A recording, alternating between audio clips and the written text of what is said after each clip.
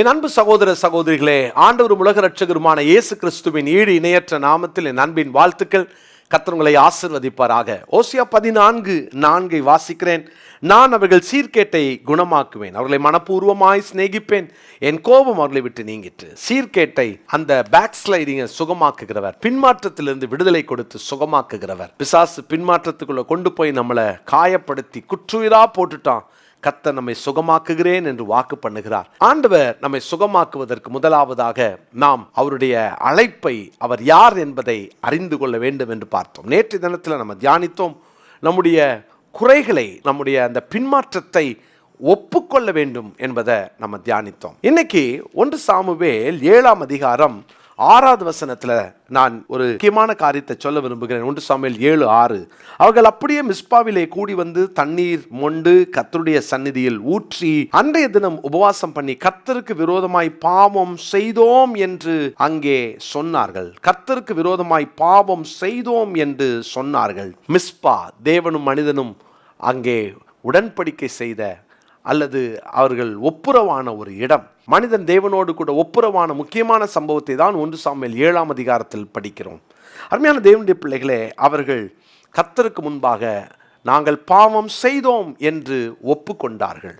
எனக்கு அருமையான கர்த்தருடைய பிள்ளைகளே, அவர்கள் அந்த பாவத்தை மறைக்கவில்லை, ஒப்புக்கொண்டார்கள். அந்த பின்மாற்றத்திலிருந்து ஒரு விடுதலை கிடைக்கணும்னா மூன்றாவதாக நாம் அறிக்கையிட வேண்டும். அதாவது அவர்கள் ஆமா தப்பு செஞ்சிட்டேன் அப்படின்னு சொல்றதோட நிற்காம அறிக்கையிடுகிறார்கள். நாங்கள் கர்த்தருக்கு விரோதமாய் பாவம் செய்தோம். லூக்கா 15ஆம் அதிகாரத்தில் கூட அந்த இளையகுமாரன் தான் பாவம் செய்தேன் என்று சொல்லுவேன் என்று சொல்லி வந்துட்டு அப்பா கிட்ட அவன் மறைக்காம, தகப்பனே பரத்துக்கு விரோதமாக உமக்கு முன்பாக பாவம் செய்தேன் என்று 21ஆம் வசனத்தில் அந்த லூக்கா 15ஆம் அதிகாரத்தில் சொல்லுகிறதை நாம் வாசிக்கிறோம்.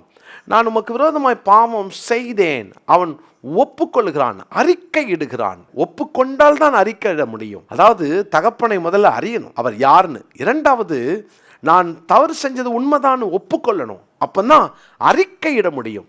இன்னைக்கு ஒப்புக்கொள்றதோட நின்றுட்டு அறிக்கை பண்ணாமல் இருக்கிற நிறைய பேர் இருக்காங்க. அறிக்கை பண்ண வேணான்னு சில துருபதேசங்கள் இன்னைக்கு நிறைய பேர் அங்கே போதிக்கிறதையும் நான் உங்களுக்கு எச்சரிக்கையாய் சொல்லுகிறேன். வேத புஸ்தகத்தில் 1 யோவான் 1ஆம் அதிகாரத்தின் 9வது வசனத்தில் நான் வாசிக்கிறேன். 1 யோவான் 1:9. நம்முடைய பாவங்களை நாம் அறிக்கையிட்டால் பாவங்களை நமக்கு மன்னித்து எல்லா அநியாயங்களையும் நீக்கி நம்மை சுத்திகரிப்பதற்கு அவர் உண்மையும் நீதியும் உள்ளவராயிருக்கிறார். பாவங்களை அறிக்கை செய்ய வேண்டும். இது வேதம் கற்றுக் கொடுக்கிற முக்கியமான பாடம். யாரும் நான் பாவத்தை அறிக்கை பண்ண தேவையில்லை அப்படின்னு எந்த உபதேசத்துக்கும் தயவு செய்து ஜாக்கிரதையாக இருங்கள். காரணம், இது பிசாசினுடைய தந்திரம். பாவத்தை தேவ சமூகத்தில் நம்ம அறிக்கை இடணும். தகப்பனே, நான் தவறு பண்ணிட்டேன், நான் இந்த மாதிரி நல்ல நிலையிலிருந்து நான் விழுந்துட்டேன், பின்வாங்கி போயிட்டேன், என்னை மன்னிச்சிருங்கன்னு கேட்டு தான் ஆகணும். ஆண்டவர்கிட்ட மன்னிப்பு கேட்கறதுல தேவனுடைய பிள்ளைகளை நாம் குறைஞ்சிடவே மாட்டோம். அப்பா கிட்ட மன்னிப்பு கேட்கறதுனால அப்பா நம்மளை தூக்கி எறிஞ்சிருவாரா? மன்னிப்பு கேளுங்க, ஆண்டவர்கிட்ட மன்னிப்பு கேளுங்க. ஆண்டவரே, இந்த நிலையிலிருந்து நான் விழுந்துட்டேன், இந்த பாவத்தை நான் பண்ணிட்டேன். மனுஷங்கிட்ட போய் நீங்கள் உங்கள் பாவத்தை அறிக்கை பண்ண வேண்டாம், தேவன்கிட்ட அறிக்கை பண்ணுங்க. பரம தகப்பன்கிட்ட போய் இந்த தப்பெல்லாம் நான் பண்ணிட்டேன், என்னை மன்னிச்சிருங்க அப்படின்னு நீங்கள் ஜெபம் பண்ணுங்க. இயேசு கிறிஸ்துவின் நாமத்தினால பிதாவின் சன்னிதானத்தில் போய் நம்ம அறிக்கையிடணும். அறிக்கையிடுங்க. தப்பு தான், அதை மறைக்காதீங்க. இன்னைக்கு ஒருவேளை நிறைய பேர் அறிக்கை பண்ணாததுனால, ஆண்டவர்கிட்ட இந்த தவறை செஞ்சுட்டேன்னு சொல்லி உண்மையான மனஸ்தாபப்படாததுனால அவங்க வாழ்க்கையில் இன்னும் அந்த பின்மாற்றத்திலிருந்து வெளியே வரலை, குற்ற மனசாட்சியிலே வாழ்ந்துகிட்டு இருக்கிறாங்க.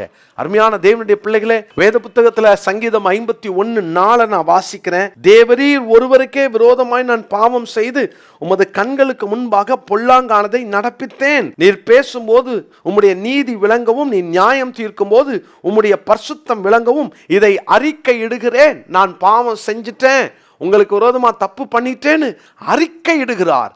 தயவு செய்து ஆண்டவர் சமூகத்தில் அறிக்கை பண்ணுங்க. அறிக்கை பண்ணதை விட்டுருங்க.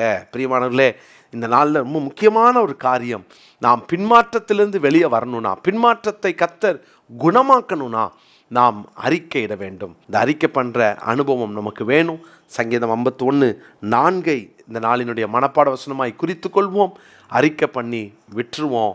தேவனுக்காக புது வாழ்க்கை வாழ தீர்மானம் பண்ணுவோம். இந்த பின்மாற்றத்திலிருந்து நம்மை கர்த்தர் வெளியே கொண்டு வருகிறார்.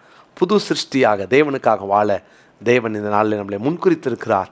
நம்மை அழைக்கிறவர் உண்மையுள்ளவர். ஜோமல்லாமா. பரிசுத்தமுள்ள தகப்பனே, பின்மாற்றத்திலிருந்து பூரணமாய் விடுவிக்கப்பட்டு ஆண்டவரே எங்களை புது சிருஷ்டியாய் மாற்றப் போகிறீர்.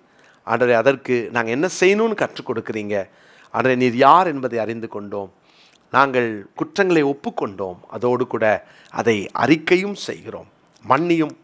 என்னோடு யாரெல்லாம் இப்போ இணைஞ்சு ஜோம் பண்ணுறாங்களோ உங்கள் பிள்ளைகளுடைய குற்றம் குறைவுகளை பின்மாற்றங்களை மன்னித்து விடுதலையாக்கி சிறையிருப்பை திருப்பி கர்த்தர் தமது பிள்ளைகளை கட்டி எழுப்புவீராக. இயேசுவின் நாமத்தில் ஜெபிக்கிறோம் நல்ல பிதாவே.